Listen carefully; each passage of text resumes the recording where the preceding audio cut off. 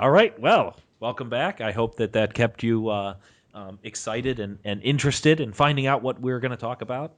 And it is one that I will venture to guess that we are going to come back to many, many times, as it is a conversation that our country will be having over the next few years. And it is, I believe we would deem it as gay marriage, but I would prefer it to be deemed more as marriage equality. This is going to be one of those things. So, for those of you who hate it when James and I agree a lot of times, this is going to be one of those where James and I are going to do a lot of agreeing. However, James has a particular area of expertise in regards to this that I am completely out of the realm on. And so I'm going to hopefully be able to pick his brain on a few things and then kind of tell you a little bit about where I came from in terms of my kind of growth through this, and we'll see where that kind of goes. So, James, why don't you kind of give us a little bit of backstory? I grew up, as we talked about last week a little bit. I have a brother who's gay. And then when I was younger, probably as far back as about 7 or 8, there were friends of my family that were gay. So at a reasonably young age, I was just exposed to it. So it always been kind of normal to me. I just knew that there were people that were gay, and it was never a big deal. It was never, a strange thing. Like they weren't different from anyone else that was at the house in any way besides the fact that they were gay. That was the only thing that was different. Um, so it's always been something that's been kind of uh, okay kind of situation for me. Someone's gay, okay, that's you like country music, okay. It wasn't a huge deal. I mean, it still shocks me a bit sometimes when it can be such a big deal to people, because I mean, for me, that is just who they are, and it doesn't affect me in any way. It's I've been around gay people for I'm 40, so if I'm right about 8, that's 32 years. Promise you people, it's not contagious. It's not going to happen. Um, so for me, I mean, if we want to get specifically onto same-sex marriage or marriage equality, um, the arguments I hear, I mean, obviously there's just people that hate, that they're just hateful people, and pick a, you know, you they pick a group, or usually most people that truly hate pick many groups, and they just don't want them to have things, whatever it is. But a lot of people will mention how you hear it's going to destroy the sanctity of marriage. And for me, that it if it wasn't such a sad and weak stance to take on the subject, it would make me laugh, because you really show me the sanctity of marriage in this country, probably worldwide, or at least in the majority of, first world countries, if you will. There is no sanctity of marriage. I have some friends that have been married for a long time, um, and I know just as many people that have been divorced. There's no true sanctity. You can't. It's such a horrible argument. It's not even an argument. It's just a couple of words you put together that you hope make somebody agree with you. Um, I mean, I think arguing against gay marriage, I have yet to hear any argument that makes any sense whatsoever. That isn't just hate or some sort of misdirection, like referring to defending the sanctity of marriage. It's not really. There's no argument there. It doesn't make any sense. That's like me saying, um, you playing some Xbox game on your Xbox that I don't like. Like maybe you're playing a baseball game. Don't really follow baseball, don't like baseball games. Let's just say that I hate baseball games now. I hate baseball games. And you play it on your Xbox, that is going to ruin my experience playing on my Xbox. It's pretty much, in my opinion, it's a very parallel argument, because my relationship with my Xbox has nothing to do with your relationship with your Xbox. So if I'm gay and I want to marry Bob, it's not going to affect your marriage to your wife in any way, shape, or form. Yes, I think that you've summed that up in the exact same way that I feel about it. I remember writing to several of my friends um, at some point in the past regarding gay marriage. This was back during the constitutional amendment to the California um, state constitution, obviously. That's a constitutional amendment that is now on its way to the Supreme Court. I mean, we knew that this was going to take years to get to this point, but it was about the defining of marriage. And I remember saying that there was a number of reasons why someone might feel that uh, that gay marriage or marriage equality is wrong, and I listed them and then kind of went on to talk about why I didn't think that they were adequate reasons for why you would be against it. And there's a lot of people out there who kind of argue this, and people who have more vested in it than I do. I mean, even you, James, have significantly more vested in this. You have a sibling who is gay, who and that has a vast difference between me, who I don't have any siblings who are gay. I don't have any really very close friends who are gay. Um, but I completely support the marriage equality. I have no problem, with us I wouldn't even say that we're actually redefining marriage, but for lack of a better term, I have no problem with us redefining marriage, and it's worth it to have the conversation to say. And here in Illinois, we are in the process, and hopefully by this time next year, we will have settled it and have decided that uh, gay people have just as much right to marry as straight people. Um, and so I'm looking forward to that. I'm hoping that that will work out.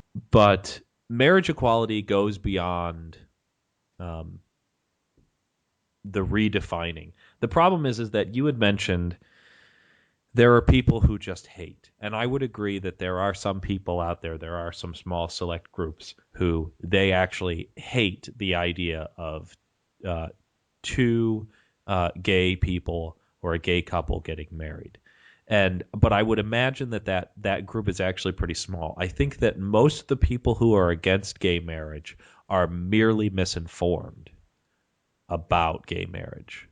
Um, one of the arguments that people will use is that it's unnatural, that a homosexual relationship is unnatural, which isn't the truth. Homosexual relationships are very natural. They're found throughout nature. At the very least, they're found in humans. And guess what? Humans are natural. So there in of itself, it's natural. But it's very common in many social species. Dogs exhibit it, penguins exhibit it, bonobos have a very sexualized relationship, and their bonobos are basically chimpanzees, one of the closest cousins of us.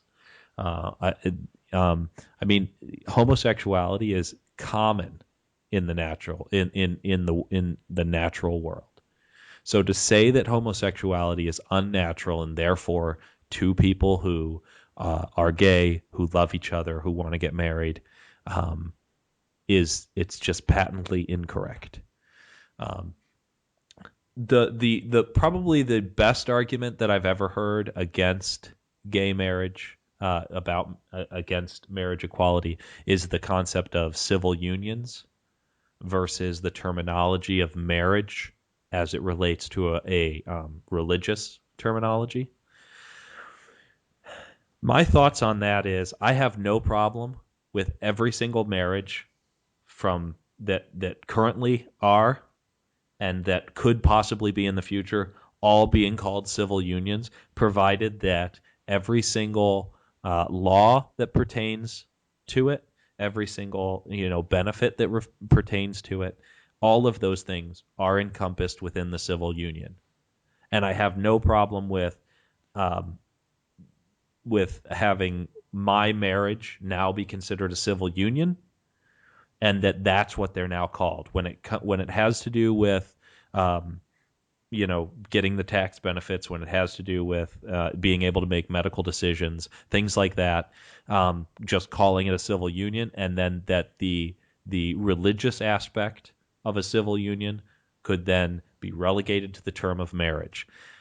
I have no problem with that. There are people who have a problem with it, and I would venture to guess it's because they put certain amounts of stock into terminologies and words. But I feel like I've just been I'm getting on a soapbox here.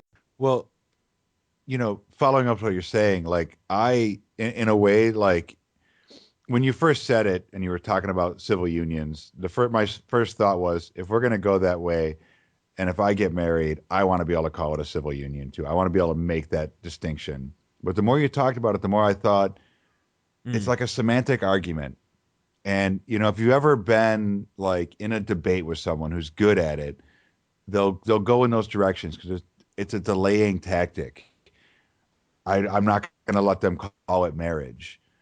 I can go to City Hall and get married. There's no church there whatsoever. There's no religion involved in that at all. It's a government official, a couple witnesses, sign some papers. I'm married. So already we've taken, marriage does not have to be a religious thing. So I mean, they Name want has to have been this semantic has been argument. the terminology that we use is, you're right, is not religious. Right, right. So I mean, it's already been stepped away from there. I mean, and me, or marriage equality, two women get married, two men get married, does not affect your religion. It doesn't affect your marriage. It doesn't affect anything. It's their life. And realistically, I think, people, at least seemingly good intentions, want to maintain or improve on life being good in whatever way, whatever they see is the right thing for that. But when they want to get between two people that love each other and them continuing that love, I mean, it's love. You know what I mean? Like, why would you ever want less of that in the world? And that's a part of the result of not allowing this to happen. Sure. You know what I mean? Right now, today, there are 11 countries in the world that gay marriage is legal in. There are three more where it's just in areas. The United States is one of them. Um, Brazil and Mexico are two others where just portions of the country, just like us, have started to legalize it locally. But I mean, South Africa, it's legal in South Africa and Argentina, and also Canada, and then every other country is a European country: Iceland, Netherlands, Denmark, Belgium, Norway, Portugal, Spain, and Sweden. Um, Again, Sweden comes up. It's going to be a theme for the whole year. I'm going to mention Sweden every podcast, only if I remember. Um, but I mean, it's like 11 developed countries. I mean, South Africa's had a very odd history. We'll just call it odd. They've definitely had their trouble in a lot of other areas, but they have legal gay marriage. I don't know, what two people do, is between two people. You know what I mean? And I don't agree with interfering with that. And I mean, the most ridiculous people, and I just have to mention them for their pure ridiculousness, are the people that go and insinuate that if we allow marriage equality and same-sex marriage, then the next thing you know is Farmer Bob down the streets marrying a sheep, and then Betsy, who's like a crazy cat lady, is marrying her toaster, and like, I mean, the argument couldn't be more ridiculous, but they really stand on that, and like that is actually the next step. Like, from same-sex marriage will generate all of a sudden some person who wants to marry their boa constrictor, or their favorite tree in the backyard or something, and it just there's no there's no correlation there whatsoever.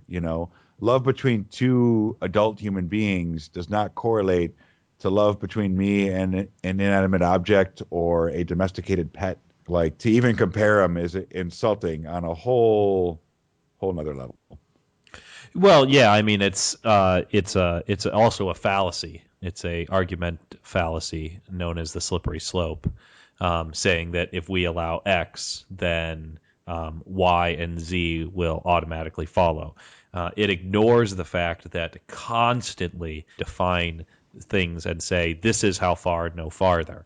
It's very common. This is not unlike we were talking about the assault rifle bans and things, where they're saying, if you have banned assault rifles, then you're going to ban everything. No one's going to be allowed to have weapons.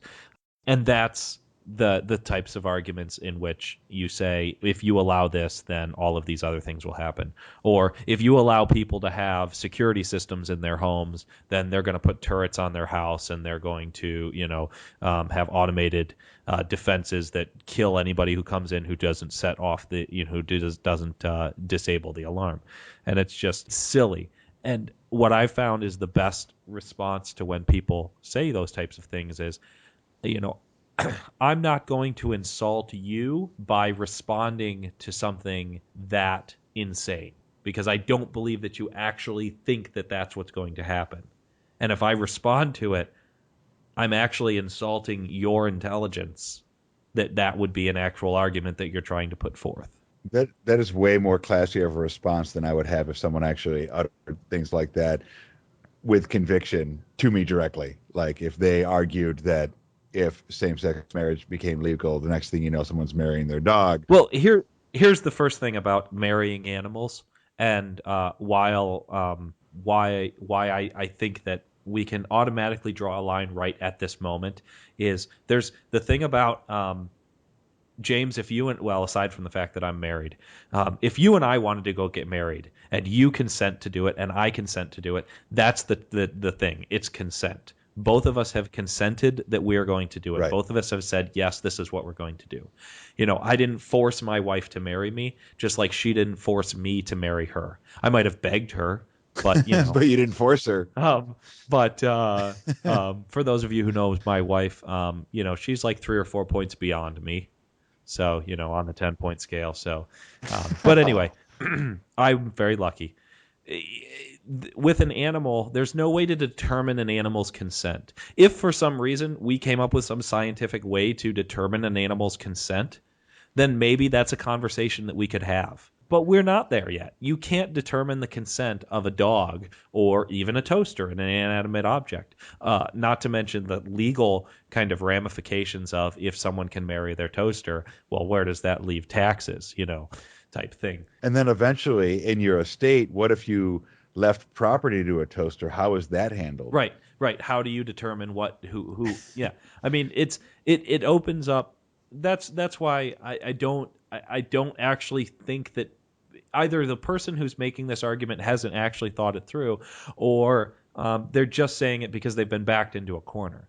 Yeah, and it's scare tactics and it's those empty arguments that just fill up the time, like the difference between marriage and civil union. There's maybe a little more ground to stand on with that, but it's still basically just a semantic argument that's going to take up time and it's almost unwinnable. Because I can't say that, if same-sex marriage gets legalized throughout the United States, that in 2 years someone's not going to try to marry their dog.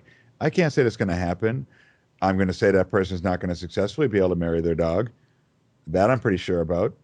And I think that person's probably going to want to marry their dog whether same-sex marriage happens or not. I'm talking about semantic arguments and the person who wants to marry their dog.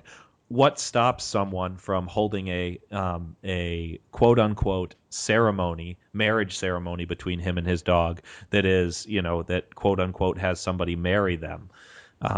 But it has no legal ramifications. It has no legal standing. But he could go around all day and say, "I'm married to my dog."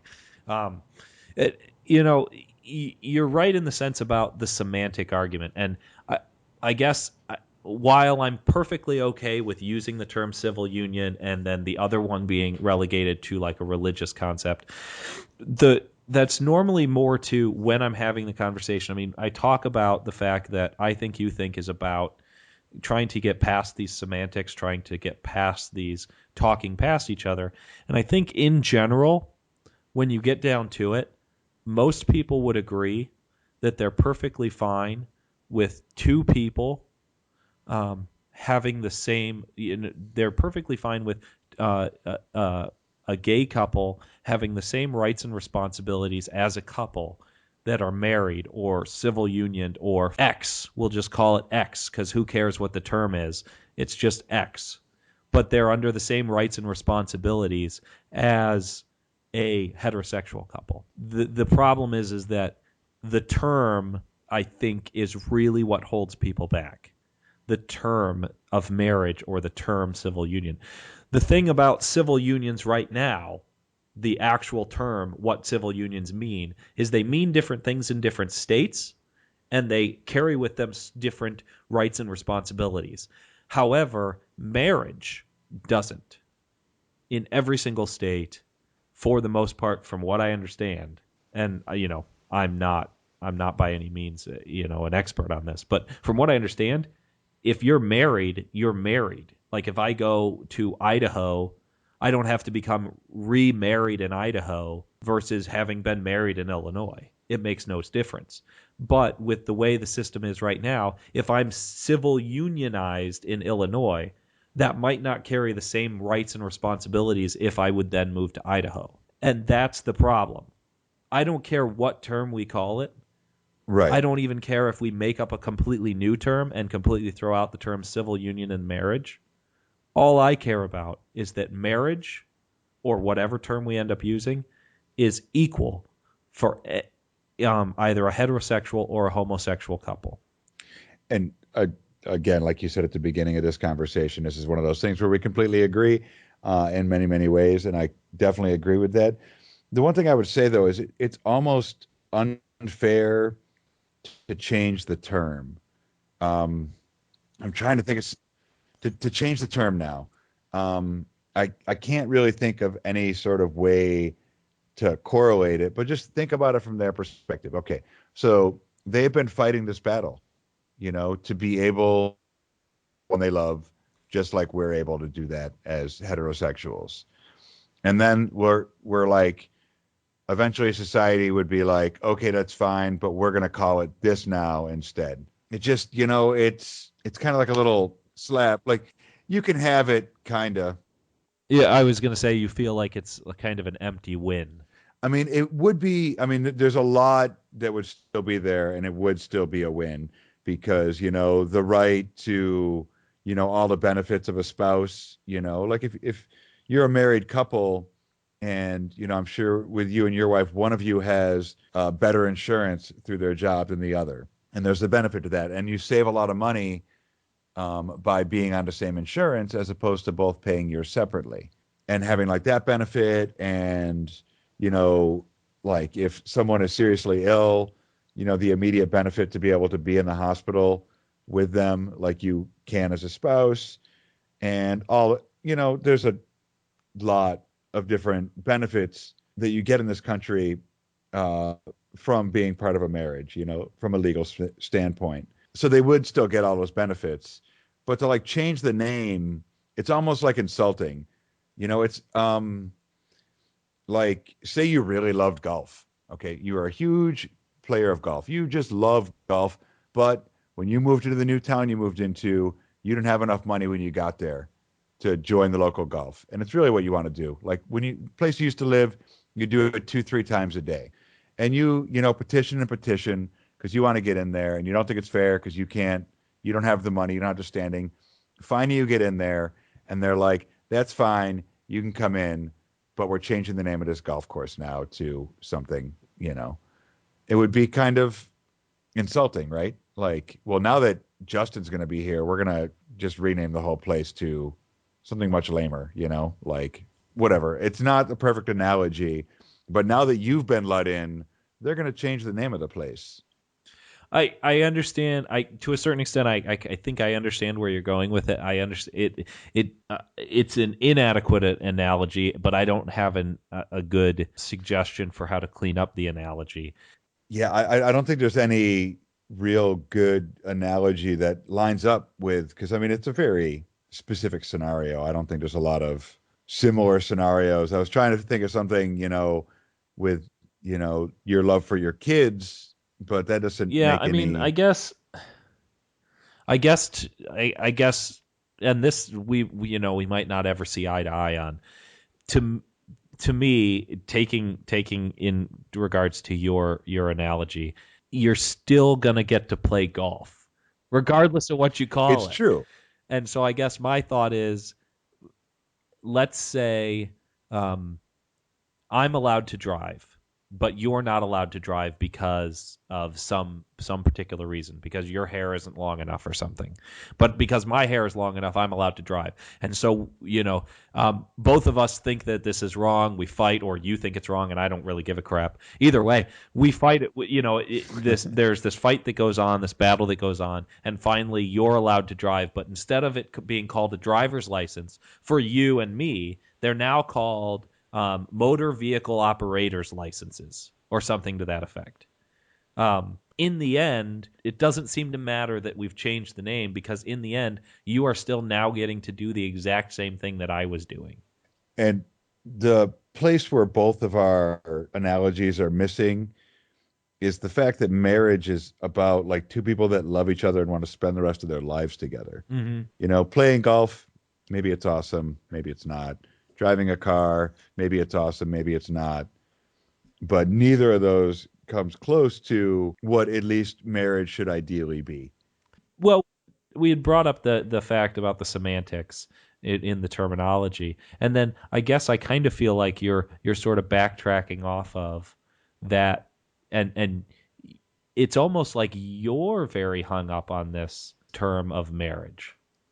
To a degree, I'm more. It's about the fact that if it did get decided that we were going to change the name, that is on a level, it's insulting.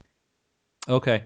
Because it's been called marriage forever, Yeah, since I mean the pretty Dark much Ages, since it we had sorry, English the Middle Age, before that. Yeah, the Middle Ages is when the church really kind of, because they were really the only kind of governmental body that was over larger areas than just the local lord.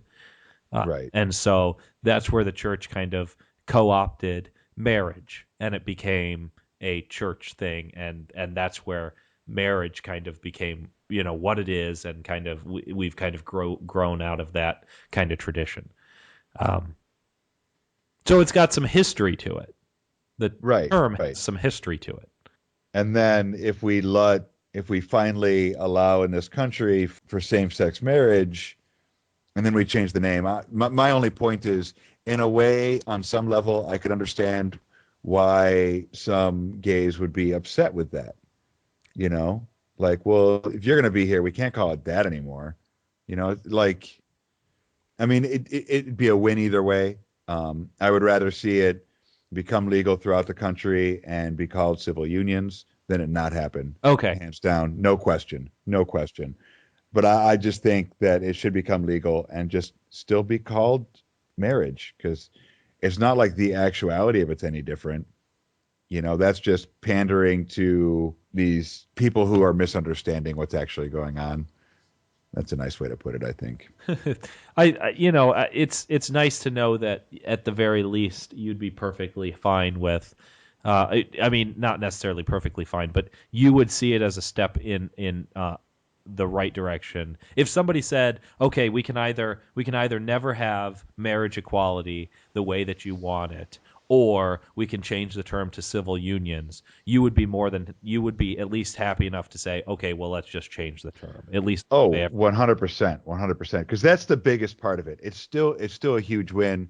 I'm just saying, if in addition to that, they also wanted to change the name, like they decided they had to change the name, there's just a little bit of insult in that. I can see that. Now I kind of see where you were going with your analogy.